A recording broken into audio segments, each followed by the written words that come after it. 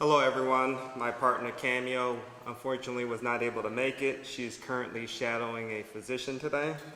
Today I'm going to talk about research my team and I did related to concussion reporting. So what's the problem? It is estimated that over 250,000 high school athletes suffer from sports-related concussions annually. What's worse is that only about 50% of these actually get reported. Since there's no universal way of diagnosing concussions, it is imperative that athletes report their concussion symptoms as soon as possible. So these are concussions per 100,000 people, broken down by sport and by gender. As we can see, boys and girls are just as susceptible to concussions. And this is how traumatic brain injuries affect the daily life of an athlete. We've seen things like lack of focus, irritability, difficulty with reading, problems with short-term and long-term memory. So is there anybody in here who's under the age of 25? I'm sorry to inform you, your brain is still a work in progress. It takes till around at least the age of 25 for your brain to fully develop and interconnect. This happens through a process called myelination that starts from the back and works its way forward. This is a look inside the teenage brain. Adolescents are more prone to high-risk behavior.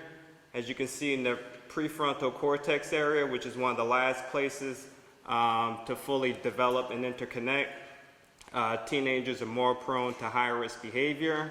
And also in the parietal lobe, teenagers do not process information effectively. So the next time you find yourself in trouble, you can inform campus police that your brain was not all there. So we looked at what cognitive biases might be impacting the athletes. So the first one we found was hot-cold empathy gap. What we found is that students think that they're going to report their symptoms, but in the moment, they choose not to. The next is optimism bias. Teenagers are extremely optimistic about the future. They believe that they will not be hurt. Present bias. Teenagers are also heavily present biased. They want to play in the game and you can't tell them anything different. Salience. What's salient to the athlete is that if they report their symptoms, they will not be allowed to play. They will be put in a concussion protocol.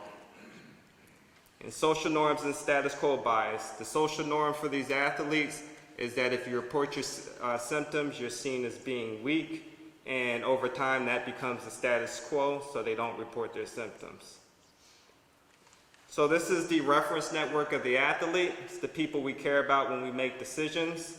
One thing that we found in common with just about everybody in the reference network is that they are all heavily present biased themselves. They all have a vested interest in wanting to see the athlete on the field. These are quotes from interviews that we did with athletes. Some of them said, "It won't happen to me, I can play through one. We need you for the next game." Coaches would call you soft, say that you were a punk.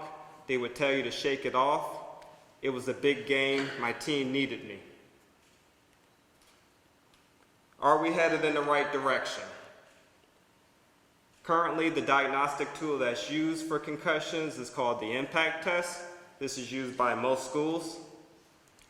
And the way the system works is during the preseason, a baseline test is done. If a concussion is suspected, another test is done and a treatment plan is implemented. The problem with this system is that high school athletes have found out how to get around it.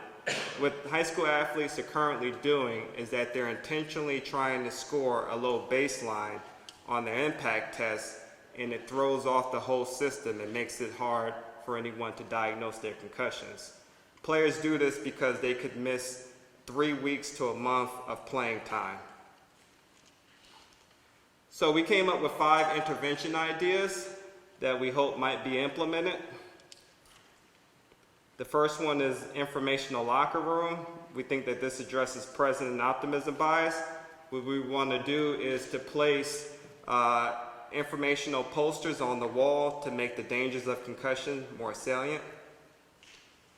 Effective informational videos that would be shown throughout the season would have content of the peers warning of the dangers of concussions, public service announcement by prominent athletes, and content showing the proper way of reporting their symptoms.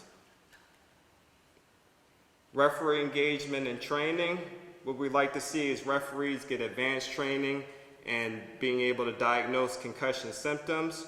Referees would have the authority to remove a player from the game until they are fully evaluated and cleared by a healthcare provider. In the state of Arizona, this is currently being implemented.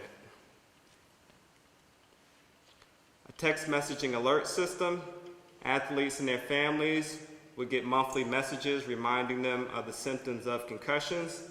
If a student does suffer head trauma, but it doesn't rise to the level of a diagnosed concussion, that student would receive text messages for 7 days to 14 days, reminding them that concussion symptoms can appear days, if not weeks later after the initial contact.